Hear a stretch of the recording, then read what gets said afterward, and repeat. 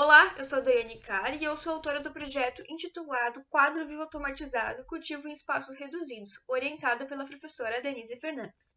Então, primeiramente, eu gostaria de agradecer à Associação de Pais e Professores do Instituto Federal Catarinense do Sul e também o Instituto Souza Cruz por oportunizar o investimento para a realização desse projeto, tal como a formação em empreendedorismo. Então, bom, quadro vivo automatizado ele é um jardim vertical que conta com um sistema de irrigação e iluminação automatizados por sistemas eletrônicos, para que dessa forma seja viável o cultivo de plantas em espaços reduzidos e ambientes onde o plantio não é feito de modo proveitoso.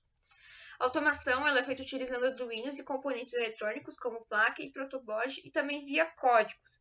Então, utilizando uma programação que detecta através de sensores de luminosidade e umidade quando há necessidade de reabastecimento dos recursos. E, por exemplo, quando nossos sensores de umidade eles verificam que existe a falta de água dentro do recipiente, a válvula solenoide acima do equipamento ela se abre, repondo os recursos hídricos necessários para a planta se desenvolver. E o mesmo também acontece com a lâmpada de LED. Então, quando os sensores de luminosidade verificam que o ambiente está muito escuro e que não está sendo possível realizar a fotossíntese, a lâmpada é acesa, repondo a luz necessária para a planta se desenvolver. Então, dessa forma, a gente garante que mesmo em ambientes internos ou longos períodos de viagem, as plantas se mantenham vivas. Toda a automação do quadro ela também pode ser acompanhada via site próprio, onde é possível, mesmo em longas distâncias, monitorar as plantas, uma vez que o quadro vivo é todo conectado ao Wi-Fi da casa. E para o desenvolvimento do projeto, a gente contou com 3 etapas. A primeira delas consiste em um levantamento mercadológico para a gente avaliar a viabilidade de implementação do aparato.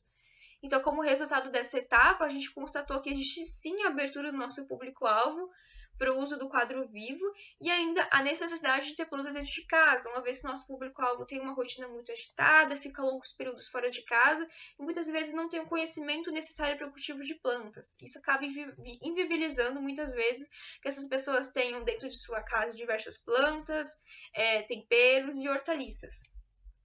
Então, ainda prosseguindo com a segunda etapa do projeto, a gente realizou o redesign, né, utilizando cores e elementos que relembram o quadro vivo, para que dessa forma a nossa logo seja mais próxima do quadro vivo. Então, a gente utilizou verdes e plantas para representar a nossa marca. E na terceira etapa do projeto, a gente realizou o novo desenho do protótipo do quadro vivo, de modo que fosse possível criar uma estrutura leve, esteticamente agradável e que comportasse todas as necessidades de implementação dos equipamentos eletrônicos que são responsáveis pelo cultivo automatizado. Então, anteriormente, o quadro vivo ele era feito de madeira e ele é muito pesado, e também ele tinha muitas limitações quanto à implementação dos recursos de automação. Então foi necessário, né, a gente redesenhar o quadro vivo, repensar ali toda a estrutura dele, repensar os materiais que são utilizados para a gente criar algo esteticamente agradável e igualmente funcional que possa ser implementado dentro de casa. Então, posteriormente, com o protótipo do quadro vivo redesenhado, a gente partiu para a fabricação. E atualmente a peça física do quadro vivo automatizado ela é constituída em uma estrutura de aço, sendo suficiente para suportar o maior peso para o cultivo de folhas, plantas, cactos, temperos, hortaliças e o que mais a pessoa desejar ter dentro de casa. E do revestimento a gente optou em realizar em sua totalidade de acrílico por ser um material mais leve e também fica esteticamente mais agradável.